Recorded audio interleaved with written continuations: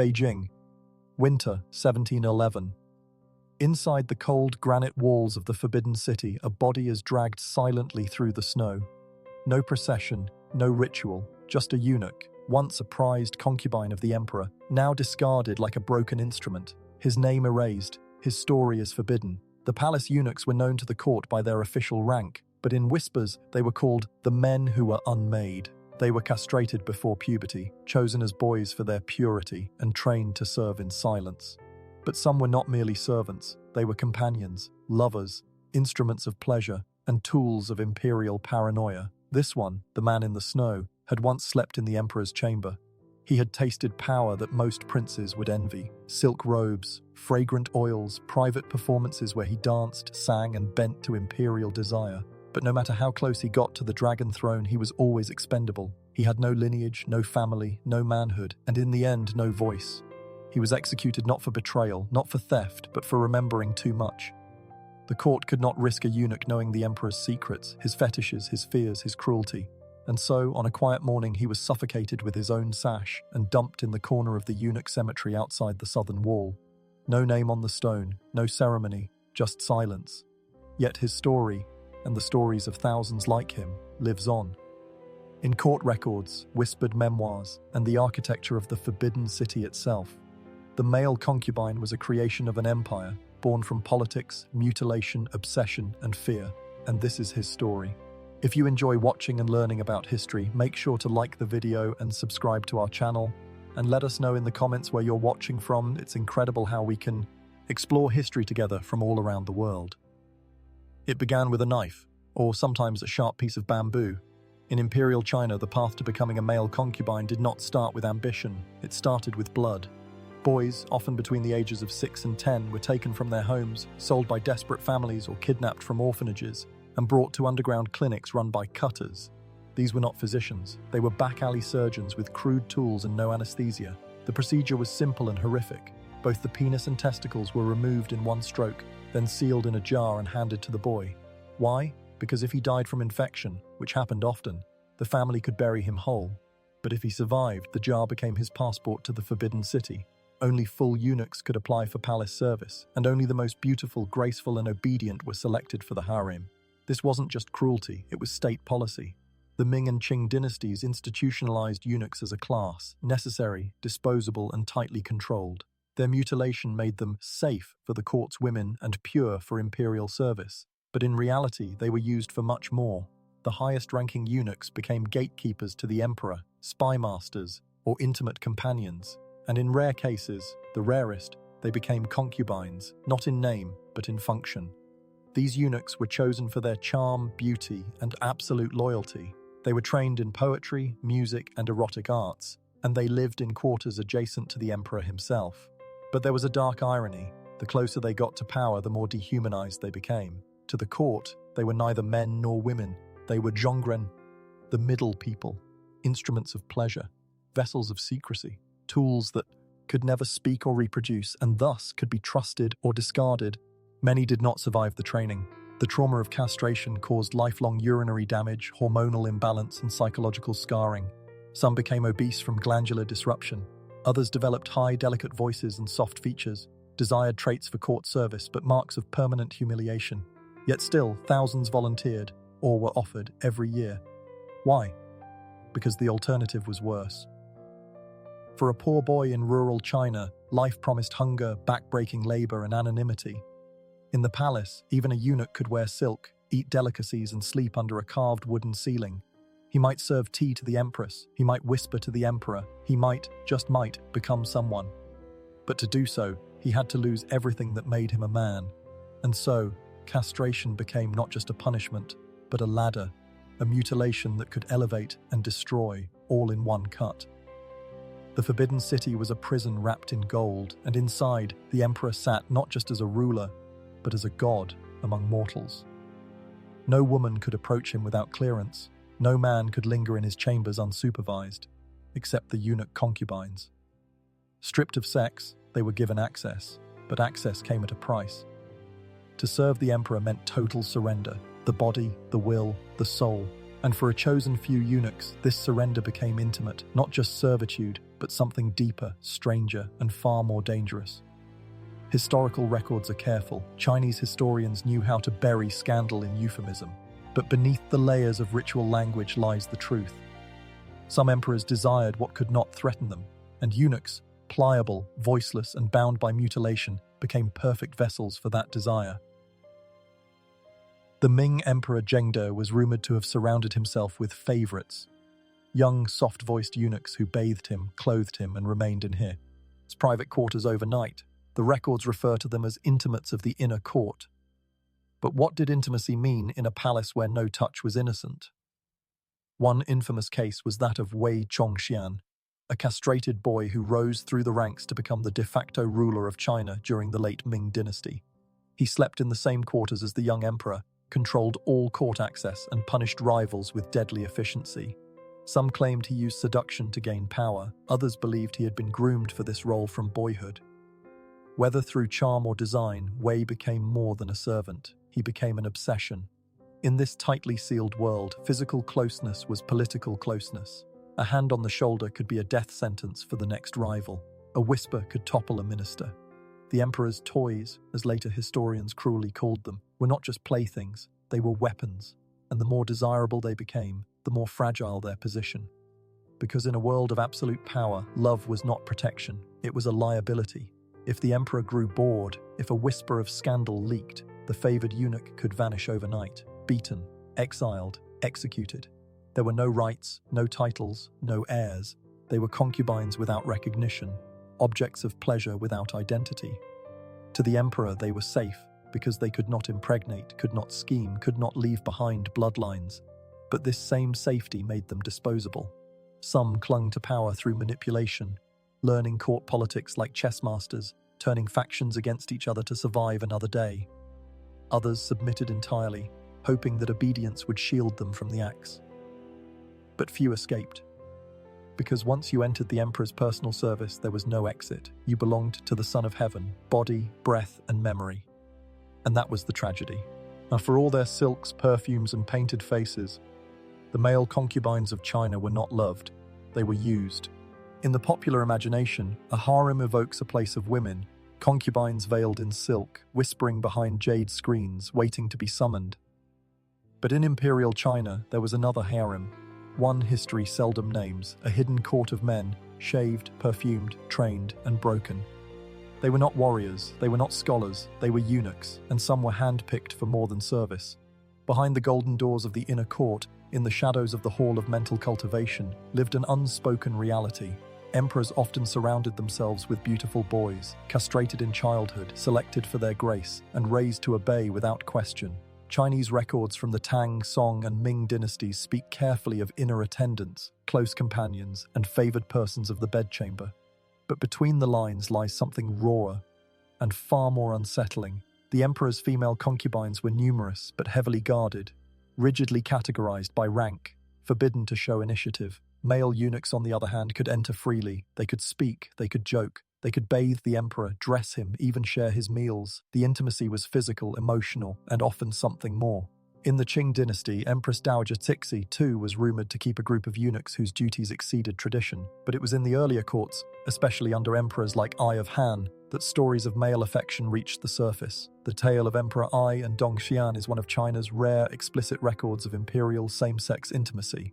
Dong, a minor official, became the emperor's constant companion, dining with him, sleeping beside him. One story claims the emperor once cut his own sleeve rather than wake Dong, who had fallen asleep on his arm, giving birth to the Chinese idiom, the passion of the cut sleeve, a poetic reference to male love. Yet even Dong Xian, who was promoted rapidly and granted vast privileges, was not safe.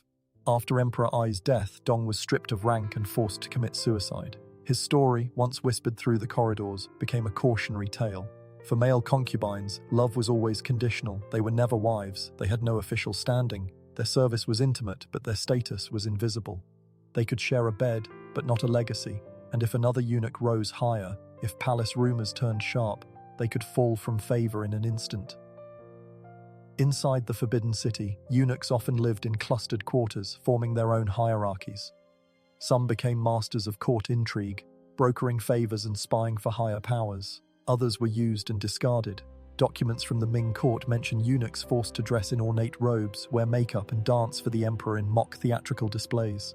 What appeared as art was often humiliation, ritualized performance masking possession. The palace was a world of layers. Publicly, the emperor was aloof, pure, above all temptation. Privately, he could indulge in fantasies forbidden to others, with partners who couldn't betray him with pregnancy, heirs, or scandal, or so he believed.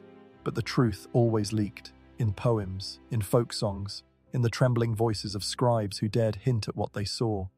The hidden harem of men, draped in silk, painted with kohl, their bodies reshaped by absence, was a reflection of power at its most intimate, and its most terrifying, because they weren't merely loved, they were owned. Their tragedy wasn't just the pain of the knife, it was the erasure of self that followed. Their names rarely appear in official records, their stories remain trapped behind screens and censored scripts, but their shadows still stretch across the annals of Khotan, Auric history, quiet and endlessly tragic. Before a boy could enter the palace as a concubine in waiting, there was a price to pay. Not wealth, not bloodline, but flesh. The procedure was called gongsing, palace punishment. But for thousands of boys, it was a prerequisite, not a penalty. It began in filthy rooms far from the forbidden city, usually performed by a retired eunuch or desperate physician, often without anesthetic. The child was held down, forced to bite a stick, and with a single knife stroke, his penis and testicles were severed. The wound was sealed with ash or oil-soaked paper. If he didn't bleed to death, if infection didn't take him, if his body accepted the void, then he had passed the first trial. The severed organ, known as the bao, literally the treasure, was preserved in a jar. It had to be presented to imperial authorities as proof of loyalty, and it would often be buried with the eunuch decades later, a final reminder of what was taken. But the trauma didn't end there. Boys who survived were left with permanent scars, physical, hormonal, psychological. Their voices rose in pitch. Their bodies remained boyish, soft. Many grew breasts or developed brittle bones. Their hormones arrested, their gender blurred. They became neither fully male nor female.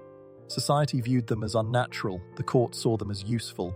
In the public eye, eunuchs were considered trustworthy only because they were mutilated. They couldn't sire children. They couldn't threaten dynastic succession. They couldn't leave behind heirs or form their own power bases. But this very perception turned them into tools. Palace officials used eunuchs to carry out secrets, messages, threats, favors, trusting their loyalty because they had no identity to protect but the one granted by the emperor. Yet inside, many eunuchs battled lifelong depression, anxiety, and a profound sense of bodily shame. Some ancient texts even record suicides in the eunuch quarters. One man slit his throat in front of a shrine, having been beaten for refusing to serve a drunken official in bed.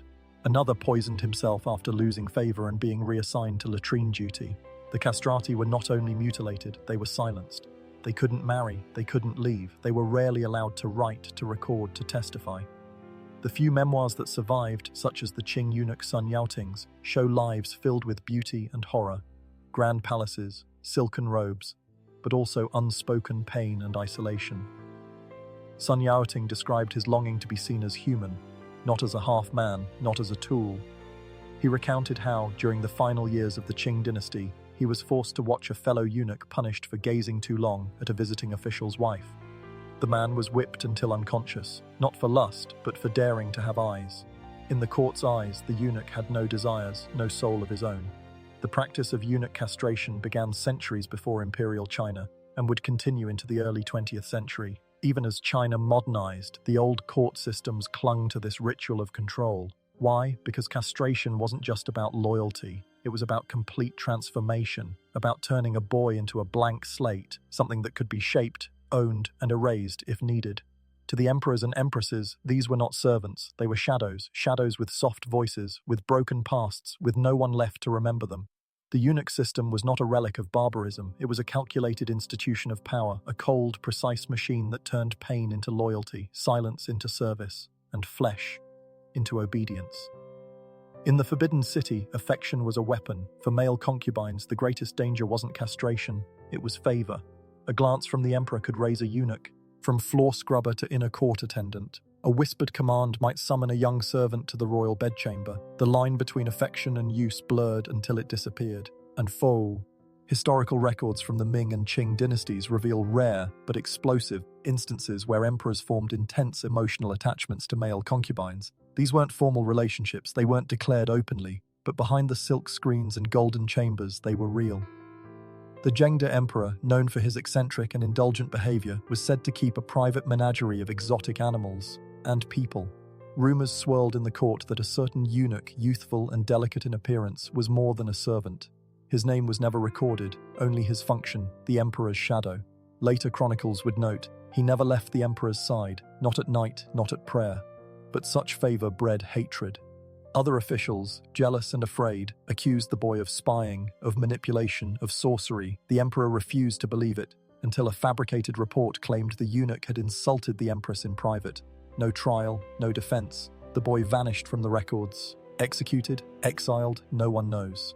This was not an isolated story. Throughout China's imperial centuries, young eunuchs were used as personal entertainers, masseurs, confidants, and sometimes lovers. But no matter how high they rose, they remained expendable.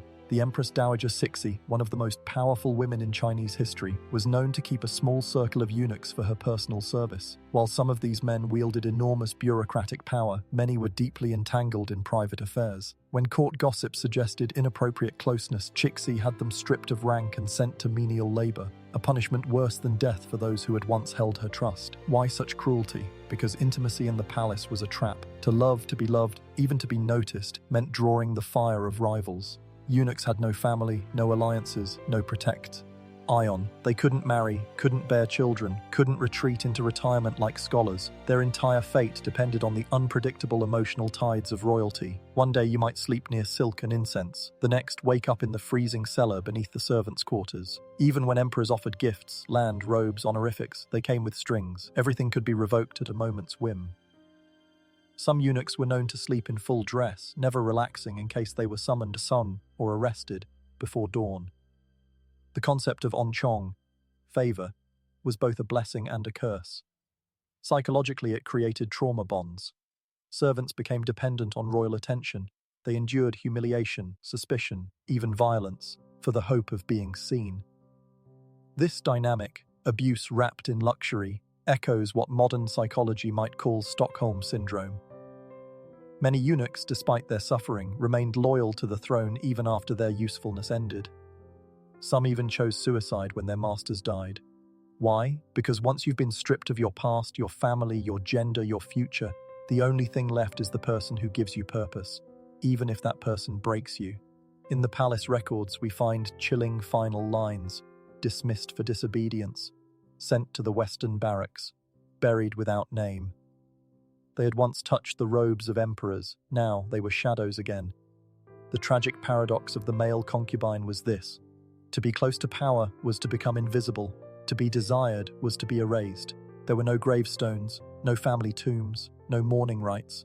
For most male concubines in Imperial China, death came quietly, often without name, dignity, or record. The Forbidden City was built not just to house power, but to hide what power did. And when a eunuch, especially one kept as a private favorite, lost value, their end was swift and silent.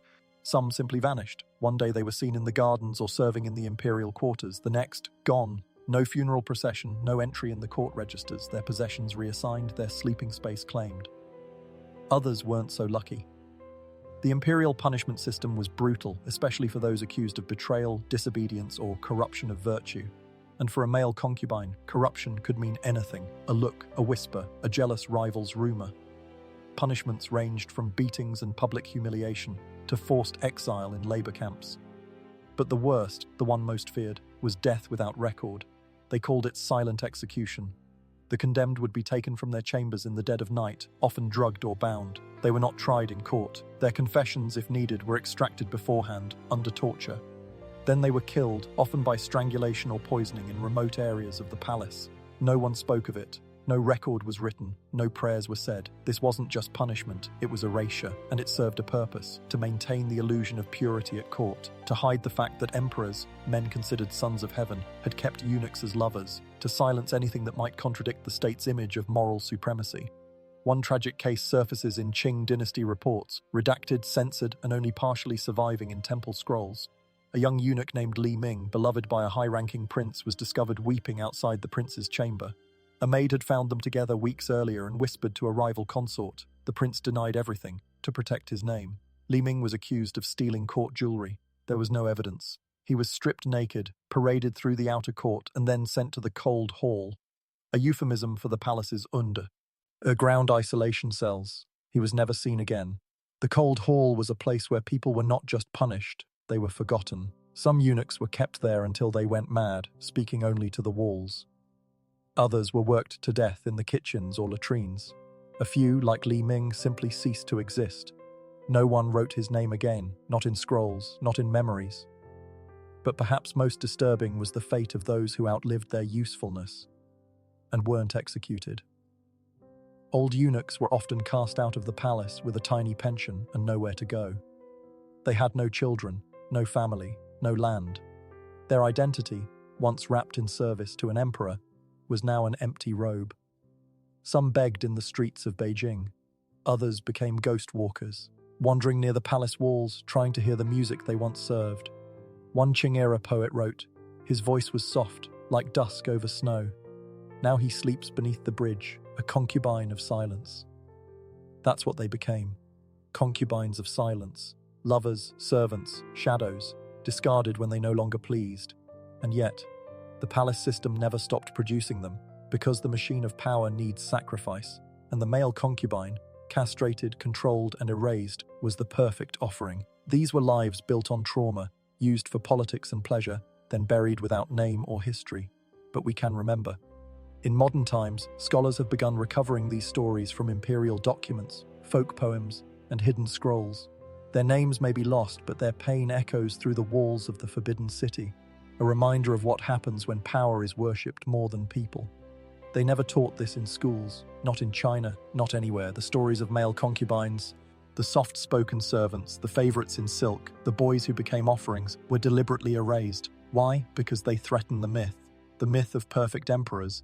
Male concubines stood at the crossroads of all that contradiction. They were symbols of both submission and power, controlled by the court, yet sometimes closer to the emperor than generals or ministers. They had no lineage, no property, no children, yet they shaped dynasties behind closed doors. They were feminized by castration, but sexualized in private. They were invisible in the records, but unforgettable in the rooms they served. And yet history buried them. But cracks are forming in that silence. Modern historians, many of them Chinese scholars unafraid to challenge taboo, are now uncovering forgotten archives, untranslated poetry, and secret court memoirs.